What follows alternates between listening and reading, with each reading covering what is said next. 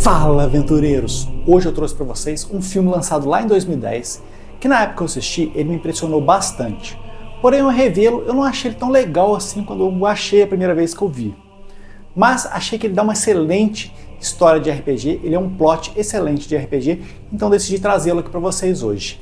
O filme é Morte Negra.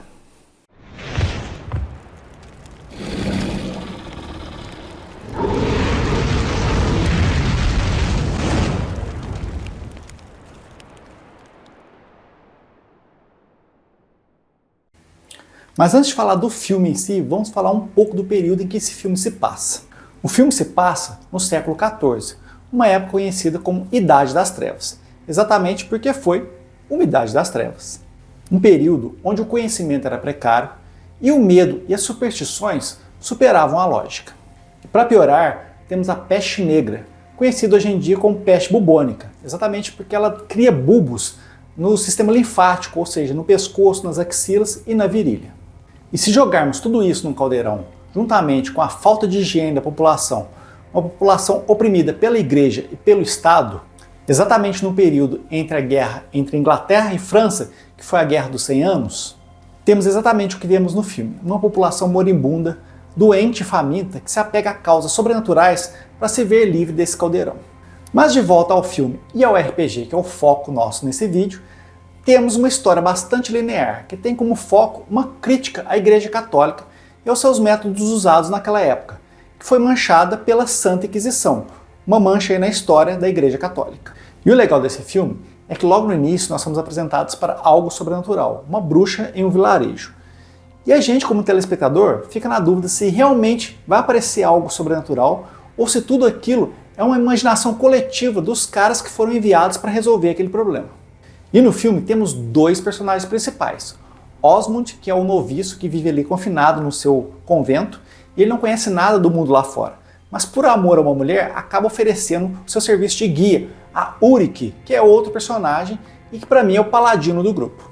Mas daí chega alguém e fala: mas paladinos são bons, e o Rick tem atos que podem ser considerados malignos. Ok, meu amigo, então eu vou te dar um chá de realidade. Ulrich segue a sua crença e faz tudo que a igreja manda, no caso o bispo. E tudo que ele faz é porque ele tem fé e acredita naquilo que ele está fazendo. Daí eu te pergunto, lá na sua sessão de RPG, se você está jogando com um paladino e você foi enviado para eliminar uma bruxa em um vilarejo, chegando lá você descobre que todos os moradores do vilarejo são cultistas que adoram aquela bruxa. Aí eu te pergunto, o que você vai fazer? Eliminar o mal pela raiz. Então, qual a diferença do seu paladino no universo fantástico com Ulrich do filme?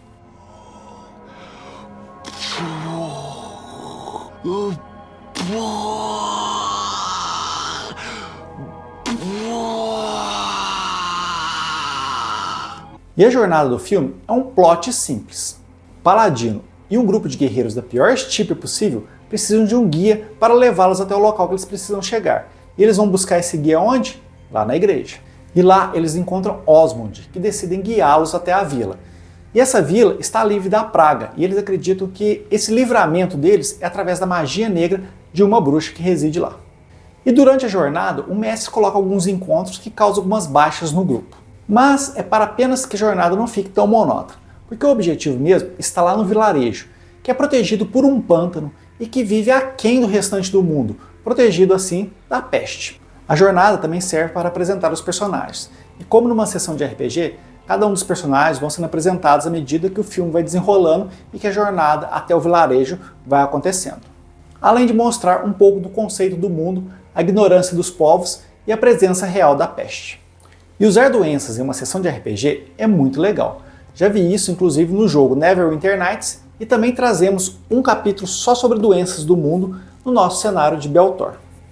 E é importante lembrar que na Idade Média, homens armados movendo pela estrada sem a presença de uma bandeira de um lord, são simplesmente mercenários ou bandidos. E isso é muito bem retratado quando eles chegam no vilarejo. As mulheres começam a fechar as portas, entrar para dentro de casa e esconder seus filhos. E a aventura está lá no vilarejo. Então quando os personagens chegam, aparentemente o vilarejo é pacífico. Mas os personagens já chegam desconfiados, porque a única informação que eles têm é aquela que o mestre passou para eles anteriormente, de que na vila existe uma bruxa e de que ela realiza rituais profanos para manter a peste longe do local. e que todos os moradores ali são na verdade cultistas que adoram essa bruxa. Mas no meio disso tudo sempre tem aquele personagem que acha que o grupo está pegando pesado demais e que é na verdade aquele vilarejo realmente pacífico e nada daquilo que eles acreditam está acontecendo. E Osmond é o personagem que tem esse papel. Afinal, ele não é guerreiro, ele mal conhece o mundo lá fora e ele é facilmente iludido. E é aqui que Langiva, uma das líderes do povoado e também a suposta bruxa, consegue trazer Osmond para o seu lado. Ou quase. É interessante perceber que Langiva realmente é uma bruxa, porque ela conseguiu fugir, escapar, sobreviver e acabou se tornando a sacerdotisa vermelha lá em Game of Thrones, uma outra bruxa, a Melisandre. E os personagens caem na maior cilada que todo mestre de RPG prepara em algum momento, que é comer a comida e beber a bebida junto ao inimigo. E isso mostra que os jogadores são bem amadores, porque depois que cai nessa cilada, nenhum jogador jamais come a comida ou bebe a bebida de um inimigo. E neste momento, Langiva se revela a Osmond, mostrando que ela realiza rituais que não são considerados cristãos e ainda supostamente realiza um ritual de ressurreição à amada de Osmond. E é nesse momento que o filme começa a ficar interessante, porque nós, como telespectadores, temos a mesma visão de Osmond e acreditamos que realmente a bruxa realizou um ritual de ressurreição e que existem poderes profanos realmente naquela vila. Mas Osmond não traz seus amigos e ele corre para avisá-los, mas já é tarde demais e todos são capturados. E inicia-se um processo de tortura aos personagens e a tentativa de tirá-los da crença do cristianismo. Mas eu acredito que essa parte do filme se prolongou mais do que deveria. Mas acelerando aí essa etapa do filme, acontece exatamente o seguinte: os personagens conseguem escapar, massacrar a vila ao mesmo tempo que eles são massacrados. E aí chegamos ao ponto mais interessante do filme, que é a transformação de Osmond. E eu sei muito bem o que é isso, porque eu já tive personagens que mudaram sua personalidade depois de passar por morte de companheiros, processos de torturas e exatamente o que o Osmond passou naquele momento. E aí o filme nos leva à gota d'água de Osmond, quando a bruxa revela para ele que a sua amada, na verdade, ela não foi ressuscitada, ela foi encontrada viva. E através de herbalismo ali que a bruxa utilizou, ela foi mantida drogada. E toda aquela cena de ressurreição foi forjada. Só que Osmond, acreditando que ela estava possuída por uma força maligna, acaba matando a mulher que ele gostava. E aí a bruxa revela isso para ele, que ele assassinou, na verdade, a garota que não estava morta. E isso pesa sobre Osmond demais, ele se sente extremamente culpado por ter feito aquilo. E é aqui que o filme me pega. Esse final, novamente, eu achei fantástico. E o Wolfenstein, que é na verdade um outro personagem coadjuvante ali do grupo, mas extremamente importante porque eu acredito que ele seja o segundo em comando depois de Ulrich, é o único sobrevivente, juntamente com o Osmond do massacre ali da vila. E ele leva Osmond de volta para o mosteiro de onde ele foi tirado, enquanto ele captura o segundo líder da vila e leva para a igreja para ser apresentado ao bispo. Mas o que acontece depois disso é que passam anos na história e a gente vê Osmond, já mais velho, se tornando um inquisitor, um caçador lá de criaturas malignas e bruxas, uma espécie de paladino a serviço da igreja. E galera, por mais maligno que aquilo ali possa ser, quando você sai com o seu paladino pelo mundo do RPG, matando goblins, hobgoblins, por causa da sua crença, na verdade, não é muito diferente disso não. E é por isso que esse final é extremamente reflexivo. Você se pergunta se a crença daquele paladino realmente é boa ou não. E nessa edição vou trazer algo novo para vocês, um plot de aventura baseado no filme. Os personagens são contratados por uma igreja local do mundo onde vocês jogam para eliminar uma bruxa em um determinado vilarejo. E junto com eles é enviado um NPC, que é uma espécie de paladino, que é extremamente supersticioso e que realmente acredita que naquele local existe uma bruxa. Mas na verdade, a mulher que vive ali na vila é uma alquimista, herbalista, conhece um pouco de medicina e provê cura ali para a população local.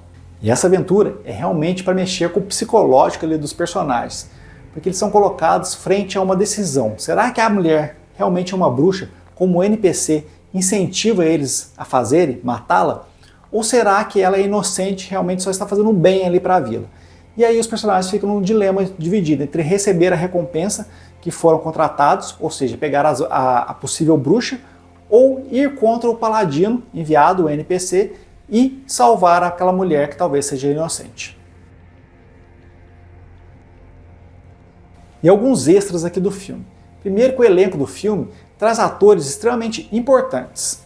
E Sean Bean, que é o nosso O Yorick aqui no filme, ele é o Boromir em Senhor dos Anéis, é o Odisseu no filme Troia e Ned Stark lá em Game of Thrones.